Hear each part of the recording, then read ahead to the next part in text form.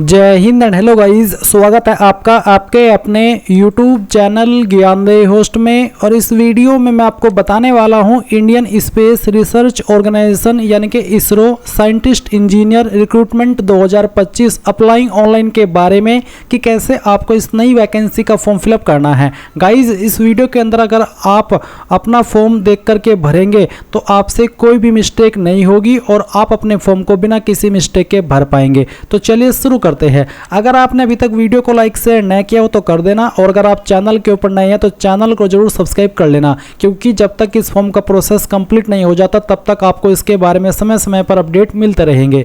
इसके बाद गाइज, आपको जो लिंक मैंने इस वीडियो के डिस्क्रिप्शन में दिया है आप ओपन करिएगा। ओपन करने के बाद आपको जानने को मिलेगा कि टोटल इसमें 320 पोस्ट निकाली गई है। फॉर्म यहाँ पर जो आप भर पाएंगे 27 मई 2025 से लेकर के 16 जून 2025 तक भर पाएंगे। कौन सी पोस्ट के लिए कितनी टोटल वैकेंसी है, क्योंकि इसमें साइंटिस्ट इंजीनियर की जो पोस्ट है वो अलग अलग डिसिप्लिन में है, और उस पर अप्लाई करने के लिए क्या क्वालिफिकेशन चाहिए वो आप चेक कर सकते हैं।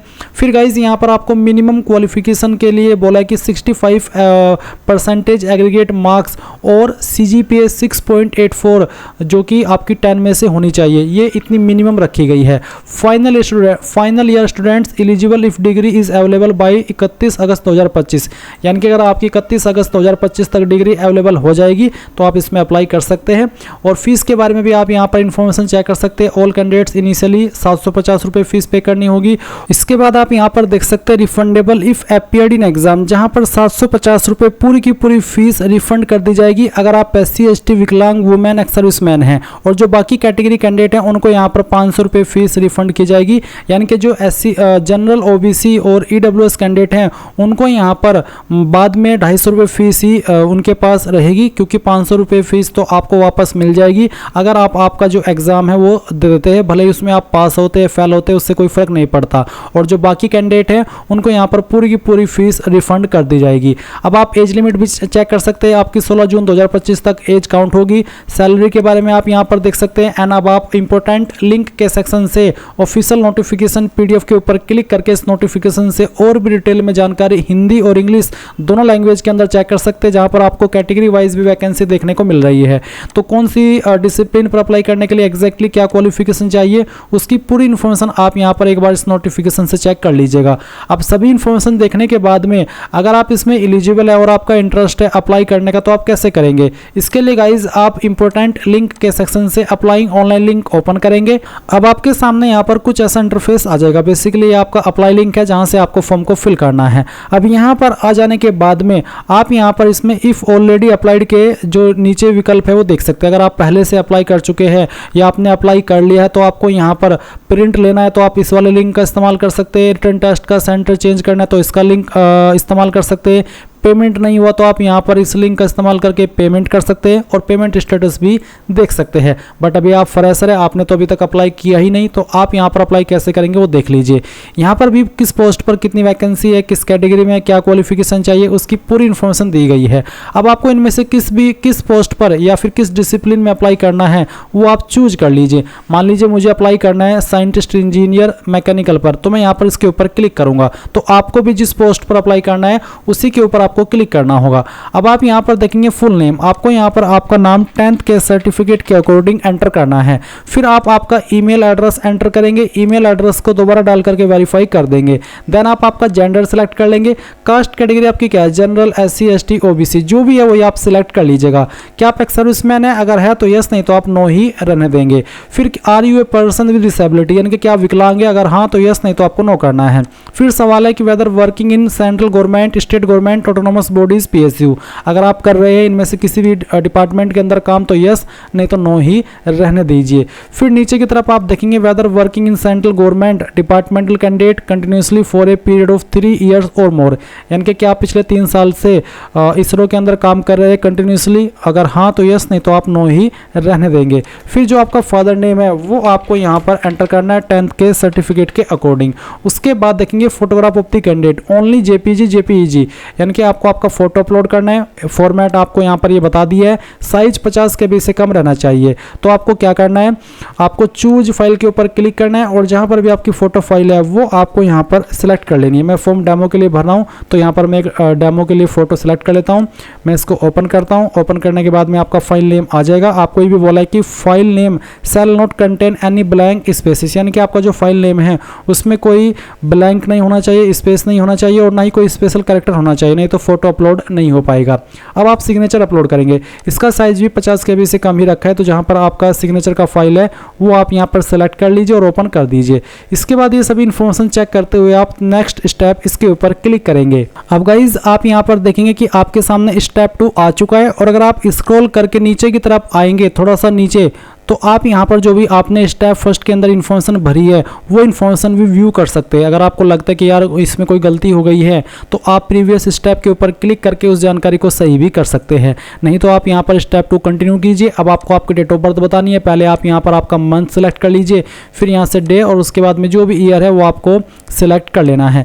इसके बाद एड्रेस फॉर कम्युनिकेशन, यानी कि जो आपका प्रेजेंट एड्रेस है वो आप यहाँ पर भरेंगे। इन 3 लाइन के अंदर आप आपका एड्रेस कंप्लीट एडजस्ट कर दीजिएगा।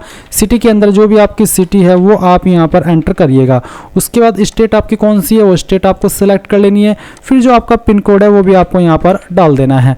आपका जो कॉन्टैक्ट नंबर है वो आप यहाँ पर डाल देंगे। ऑल्टरनेट इमरजेंसी कॉन्टैक्ट नंबर, कोई अन्य नंबर अगर आपका है तो वो आप यहाँ पर दे दीजिए। फिर नियरेस्ट रेलवे स्टेशन कौन सा है वो भी आपको यहाँ पर एंटर कर देना है, आपका नज़दीकी रेलवे स्टेशन। फिर रिटर्न टेस्ट सेंटर, किस लोकेशन में इनमें से आप सेंटर चाहते हैं तो इन्हीं में आपका सेंटर रहेगा, तो जिसमें भी चाहते हैं इनमें से वो आप सिलेक्ट कर लीजिए। फिर आप देखेंगे बैंक अकाउंट डिटेल्स, ये आपसे इसलिए ली जा रही है जो आपको फीस रिफंड होती है वो आपको इसी अकाउंट में की जाएगी। आप अपने नाम का भी बैंक अकाउंट दे सकते हैं और अगर किसी और का देना चाहे तो वो भी दे सकते हैं, बट अगर आपका खुद का है तो खुद का ही दे दीजिएगा। फिर तो आप यहाँ पर पहले बैंक अकाउंट का नंबर डालेंगे, फिर कंफर्म बैंक अकाउंट नंबर, दोबारा नंबर को डाल करके वेरीफाई कर देंगे। आपका बैंक अकाउंट किस नाम पर है वो नाम आपको यहाँ पर एंटर कर देना है। उसके बाद में आप देखेंगे IFSC कोड। IFSC कोड आपको आपकी पासबुक के ऊपर या फिर चेकबुक के ऊपर मिल जाएगा। नहीं है दोनों चीज़ तो गूगल के अंदर जाइए और सर्च कीजिए आपके बैंक का नाम और फिर वो जहाँ पर स्थित है वो लिखिए और उसके बाद में लिख दीजिए IFSC कोड, तो आप ऑनलाइन वे में IFSC कोड प्राप्त कर लेंगे।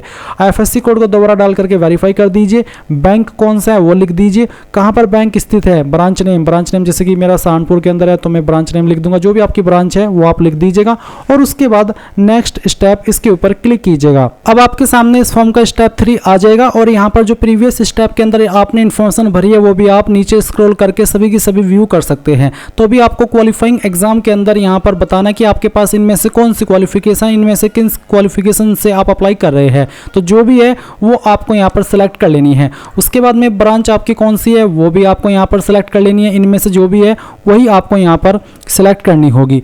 तो चलिए हम इसको सेलेक्ट कर लेते हैं।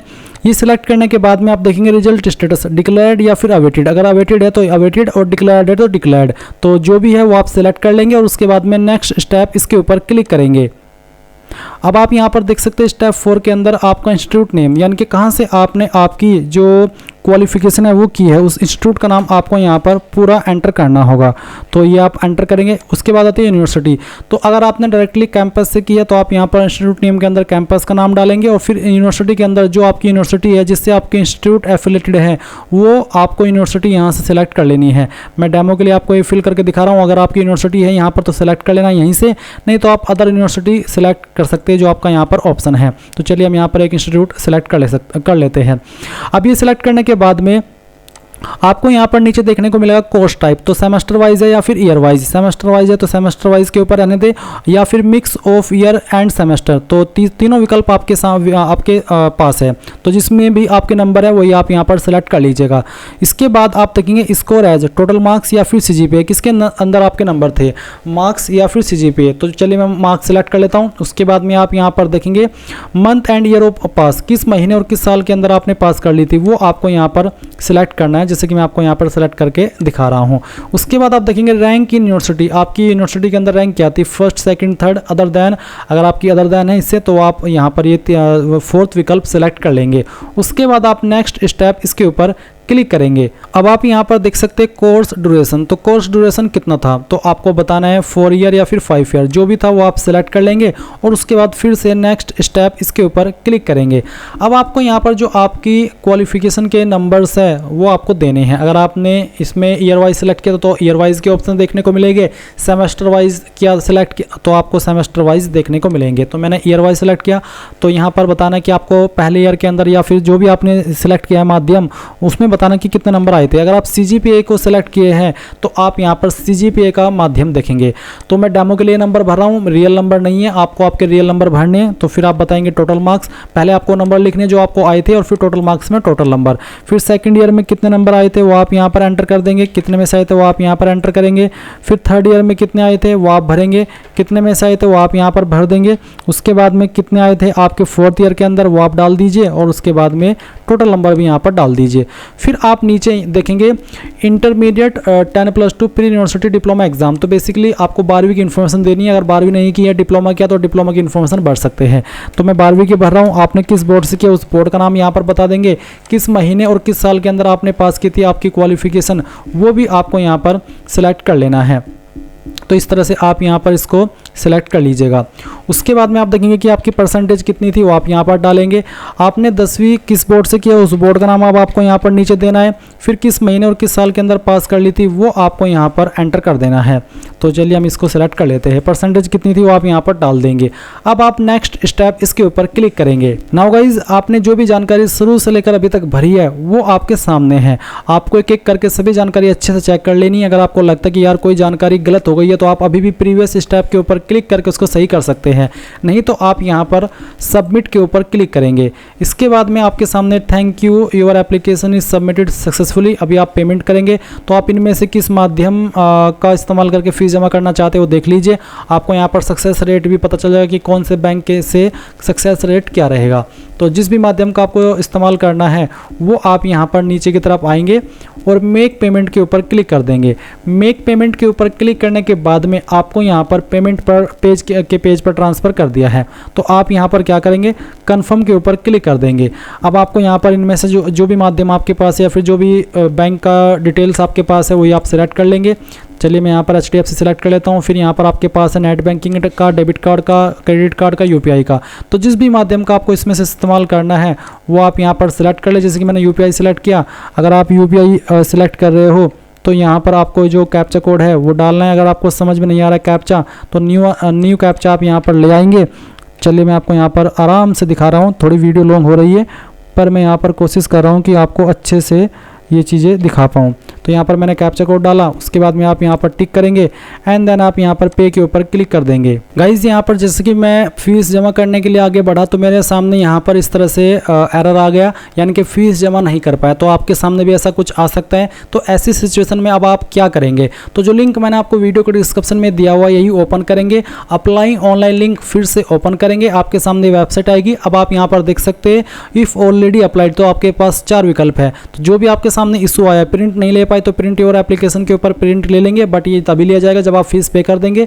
तो आप यहाँ पर पेमेंट नहीं कर पाए अगर, तो मेक पेमेंट पर क्लिक कीजिएगा। इसके ऊपर क्लिक करने के बाद में यहाँ पर आपको आपकी कुछ इन्फॉर्मेशन देनी है और अपना पेमेंट करना है। इसमें आप क्या क्या देंगे, आप यहाँ पर आपकी पोस्ट सेलेक्ट करेंगे जिसके लिए आपने अप्लाई किया, रजिस्ट्रेशन नंबर आप यहाँ पर अपना एंटर कर देंगे जो आपको मिला है, और फिर जो डेट ऑफ बर्थ आपकी है वो डेट ऑफ बर्थ आपको यहाँ पर सिलेक्ट कर लेनी है। पहले आपका मंथ, फिर यहाँ से डे, और उसके बाद में जो भी ईयर है वो भी आपको यहाँ पर सिलेक्ट कर लेना है। उसके बाद में ये जो कैप्चा कोड आपके सामने आएगा वो कैप्चा कोड आप यहाँ पर डालिएगा और फिर शो डिटेल्स इसके ऊपर क्लिक कीजिएगा। इसके बाद आप देख सकते हैं फिर से आपके सामने यहाँ पर पेमेंट के ऑप्शन आ चुके हैं। आप यहाँ पर मेक पेमेंट के ऊपर क्लिक करेंगे और इसके ऊपर क्लिक करने के बाद फिर से आपके सामने इंटरफेस आएगा। अब आप फिर से कन्फर्म के ऊपर क्लिक कीजिएगा, और अगर आपको पहले किसी दूसरे ऑप्शन में इस प्रॉब्लम आई थी तो आप यहाँ पर आप कोई और माध्यम सेलेक्ट कर लेंगे जैसे कि डेबिट कार्ड, और फिर उसके बाद में आप यहाँ पर एक कैप्चा कोड डालेंगे, पे के यहाँ पर टिक करके पे के ऊपर क्लिक करेंगे एंड देन अपनी एप्लीकेशन फ़ीस जमा कर देंगे।